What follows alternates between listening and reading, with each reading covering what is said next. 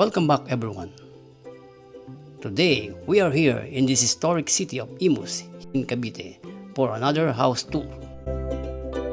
The property has a lot area of 2,570 square meters with a frontage of 28 meters.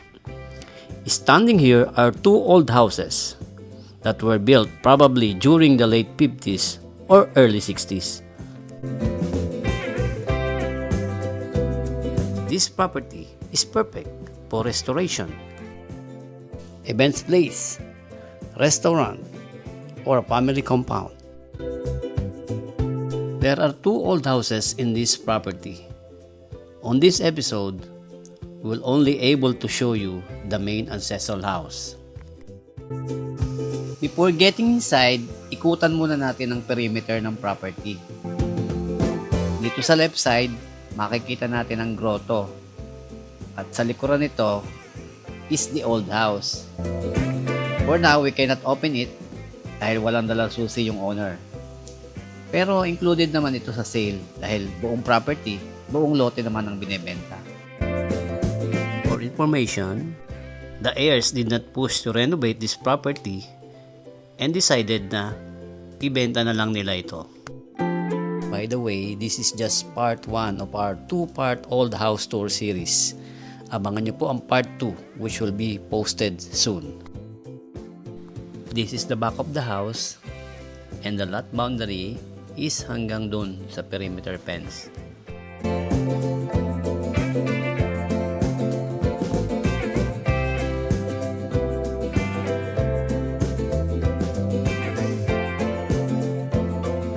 And this is the right side of the house. There is an access door here going to the kitchen and pantry. This enclosed area is the garage.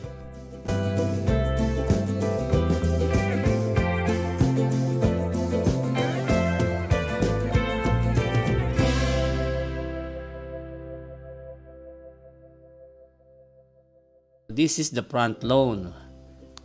So maluwang yung ating front lawn. There are fruit-bearing trees here.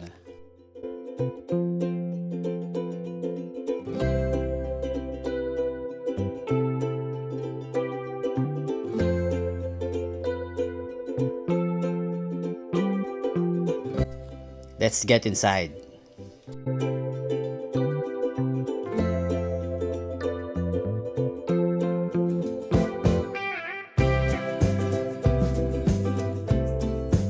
This is the living area. Meron ditong mini garden under the stairs.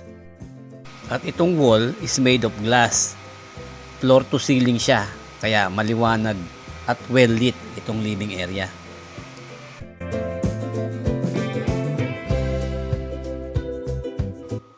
This is the dining area. Balikan natin ito mamaya. Unahin muna natin itong mga bedrooms.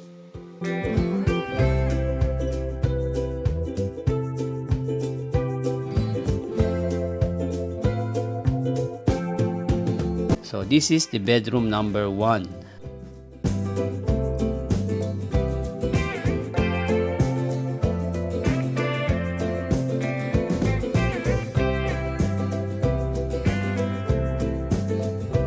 And this is the bedroom 2.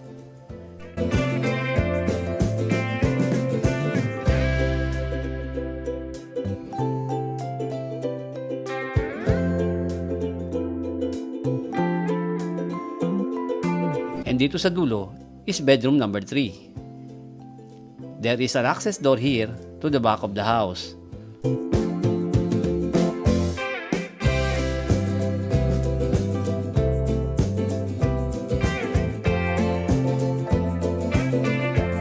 And right beside bedroom number 3 is the common toilet and bath.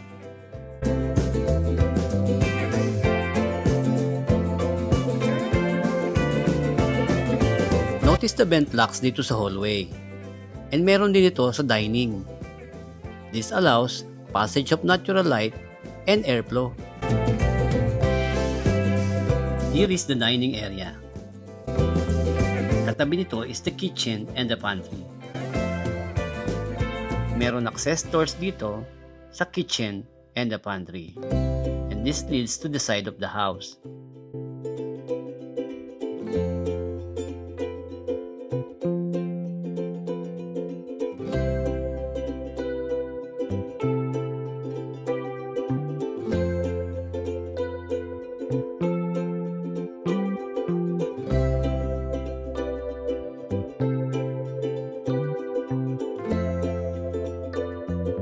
Let's check the second floor.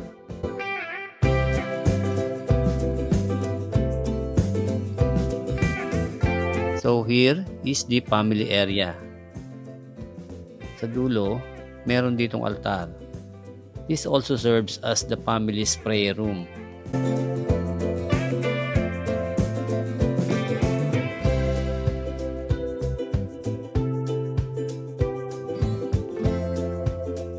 There's a balcony here with a view of the front lawn and the street.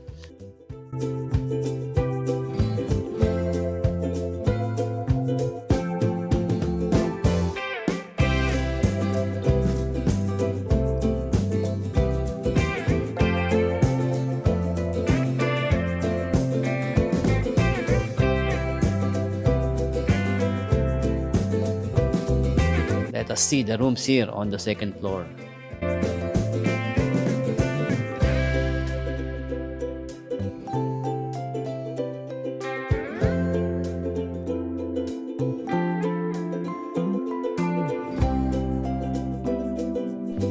And here is the fourth bedroom. May access dito going to the balcony.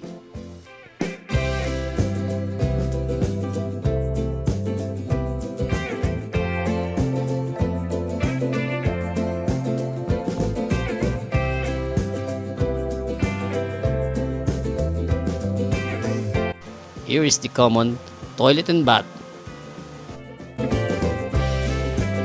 Just beside is the fifth bedroom.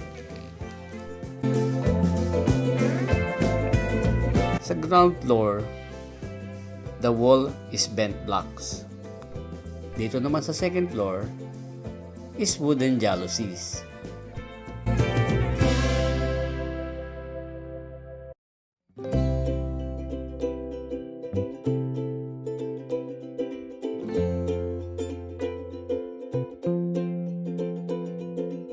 Ito naman yung pang-anim na bedroom.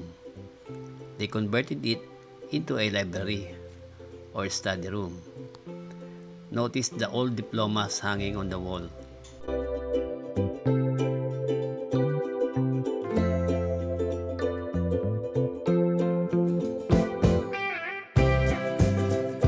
And this is another bedroom. This is bedroom number 7.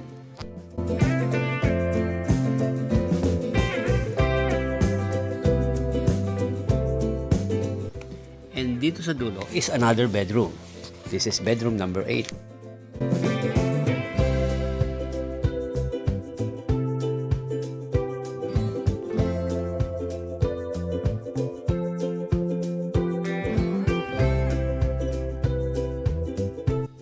Behind this door, ang staircase na diretso pababa, giving convenient and direct access to the second floor.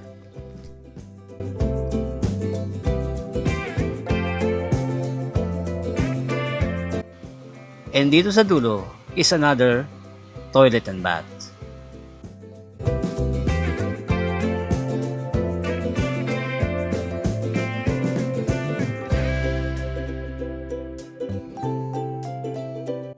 To recap, this property has a lot area of 2,570 square meter with a 28-meter frontage. The old ancestral house has 8 bedrooms, 3 at the ground floor and 5 at the second floor. 3 toilet and bath. This property is selling for 15,000 per square meter, located at Barangay Tuklong, Imus, Cavite.